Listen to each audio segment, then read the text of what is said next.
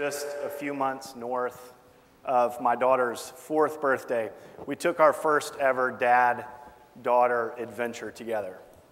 Bonding experiences have always been really important in my family since we adopted Jade from Guangxi province in China when she was 10 months old.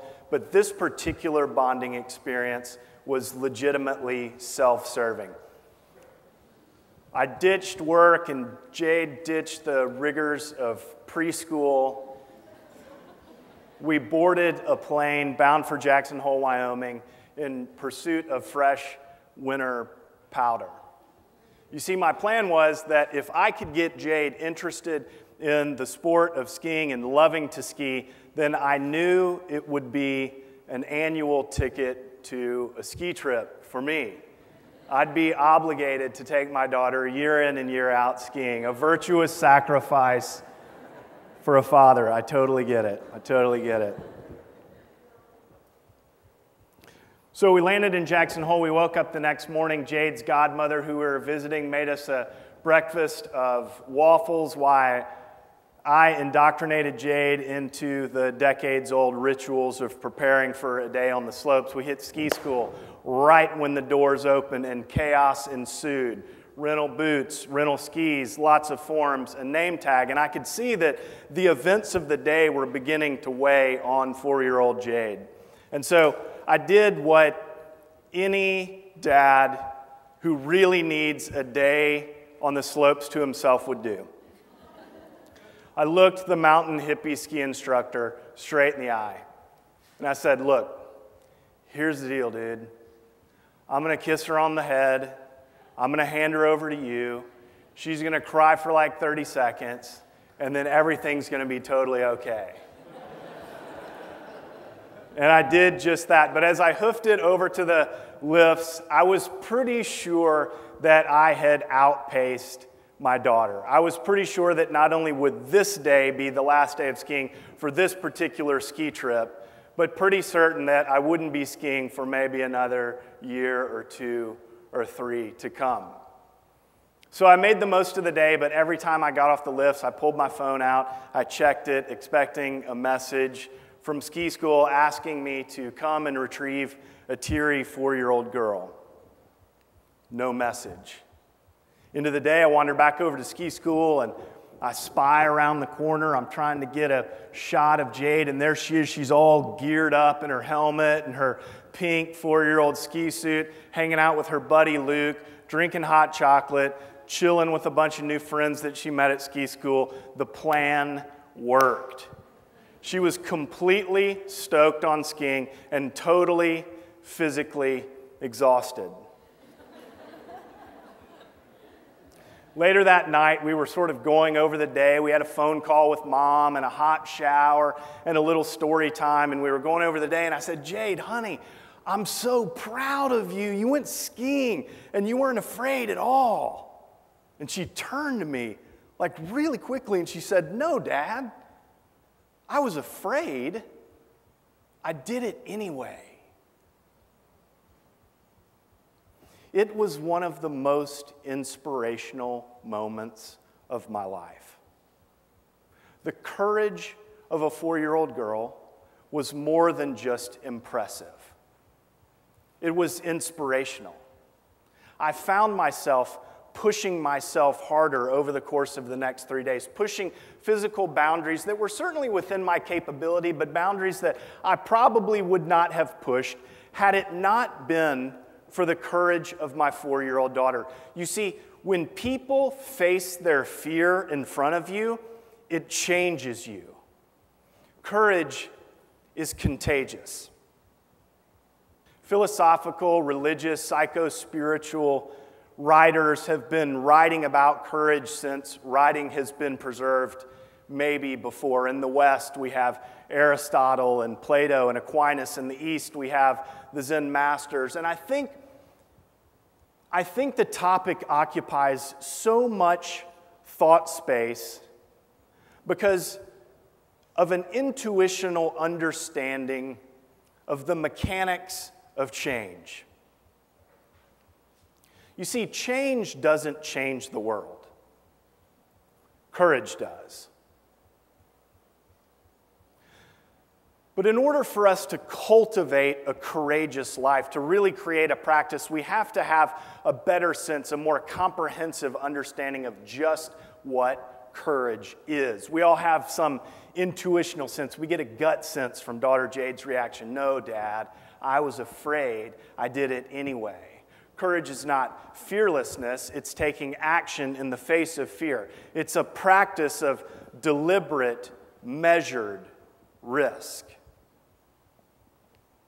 Psychologist Christopher Wright says that courage is an intentional act that involves significant difficulty, danger, or risk to the actor in order to bring about some morally worthy good. That's sort of a comprehensive, dictionary definition of what courage is. And if a dictionary definition of what courage is, then a recipe for change. But we really need to break it down more. Researchers say that there are 3 different types of courage, and we have some sense of what the first one is. Physical courage. All of us have some idea of what physical courage is. Acts of bravery on the battlefield, the work of heroes. We see Red Bull athletes bomb gigantic mountains or paddle into waves of unimaginable size. We see a 6-year-old girl on a 40-foot ski jump on YouTube. The GoPro is the device that brings us testimony of acts of physical courage in our day and age. But what we know about physical courage is that it can be intimidating, so intimidating that we put it down. And when we put courage down, the world suffers. Researchers identify 2 more kinds of courage: moral courage and psychological courage. They're just what you would understand them to be. Moral courage is an act of courage done in benefit of the whole, the community, the culture, the corpus, the body. It can be as big as Rosa Parks refusing to give up her seat on a bus. It can be as small as a 3rd grader quietly standing up for the underdog in her classroom. Moral courage is an act of courage meant to benefit not the individual but the whole. Psychological courage is also just what you imagine it to be. It's an act of courage meant to benefit the individual, the self. Acts of psychological courage look something like somebody getting sober, or somebody popping the question, or quitting a long-held but unfulfilling job, or standing up at a TEDx event, giving a talk on courage. Psychological courage is an act of courage that benefits the self, the heart, the soul. Moral courage is courage that benefits the community, the culture at large. There can also be combinations of those acts of courage. If you think of the image that we all have in our minds of Tank Man in Tiananmen Square, each time a tank adjusts its position, he moves his body to block its path. That's a mishmash of moral courage and physical courage with a little bit of psychological courage thrown in. Now, don't hear what I'm not saying.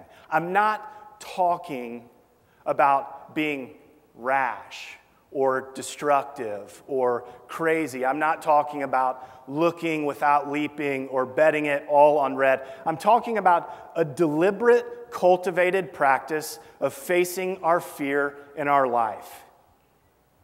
Facing our fear in order to bring more meaning, in order to have a deeper, richer, fuller life. Remember, change doesn't change the world. Courage does. What can I tell you about myself? I can tell you I'm a surfer, a skier, a mountaineer. You get a certain image in your mind, especially because I'm at a TEDx conference talking about courage. Erase it. When it comes to surfing, I like surfing little waves. When the swell comes up, I get out of the water. I have never in my entire life skied out of bounds. When it comes to skiing, my favorite color is blue. As far as mountaineering is concerned, I always climb with a professional guide. I make it a habit not to look down unless I absolutely have to, and I complain a lot. But I have cultivated a practice of courage in my life because I know it pays a dividend. I know it brings momentum not just into my own life, but into the life of my family, my workplace, my congregation, my community, hopefully the city at large. You see, change doesn't change the world. Courage does. Now, there's something else that we should know about courage and where it sits in the virtuous life, where it sits in and amongst the other virtues. There are 7 virtues, but courage is the cornerstone, the hinge virtue. Justice, temperance, mercy, faith, hope, love, all rely on courage. All the other virtues demand some measure of courage in order to be effective. Maya Angelou says, love. Love may be the condition that it is so powerful that it is that which pushes and urges the blood in the veins. Courage. You have to have courage to love somebody because you risk everything. Everything. Brene Brown says courage has a ripple effect. Every time you do something courageous, you make the people around you better and braver. And the world could stand to be kinder and braver. Courage is contagious. I love living in Los Angeles. And I love it because I think we have some sense of this, how important courage is in the culture. Gold Rush, California. Name in lights, Los Angeles. Freak flag, Venice Beach. So many of us moved here on a wing and a prayer. We came back here because we found other places more culturally static. LAUSD Superintendent John Dacey just told the Aspen Institute, I love this, that LA is America, only sooner.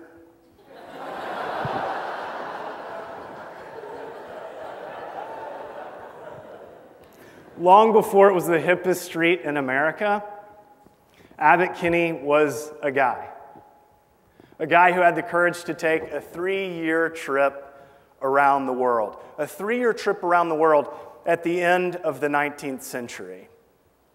He ends up settling here on the shores of the Santa Monica Bay.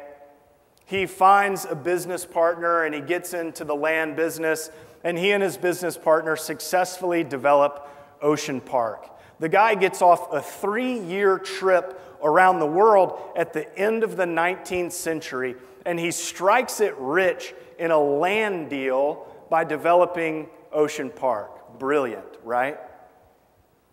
Just after this success, Kinney's business partner dies, and his life ends up being a complete and total mess. He has a series of failed business partnerships, really ugly arrangements, and he ends up losing a lot of his dough. This is awesome. Ultimately, a coin toss by a land speculator determines the plot of land that Kinney will keep among the other 4 remaining land holders. The coin is tossed. Kinney wins. He gets to pick first. And he picks barren, marshy land we now know as Venice Beach. Kinney picks mosquitoes, swamp, and wilderness. Publicly and privately, the move is known as Kinney's Folly. 7 years later, July 4th, 1905, canals dug, the Venice of America opens. And we've been up and running ever since. We've gone to Kinney's Folly, to Dogtown, to the hippest street in America, to Silicon Beach. We live, work, grow, build, raise our families in one of the most happening, innovative, creative spots on the planet because somebody took a risk. Somebody practiced courage. Somebody exercised courage in the face of what others called folly. You could sum up what I'm saying by saying the bigger the wave, the bigger the mountain, the bigger the move internally, the better the world. The more you risk, the more opportunity the culture has to change and thrive and grow and deepen. If you ask me what I want for my daughter Jade, I want Jade to swing for the fences. I want Jade to dare greatly. I want her to let her freak flag fly. I want the same for you. Swing for the fences. Dare greatly. Let your freak flag fly. Because change doesn't change the world. Courage does.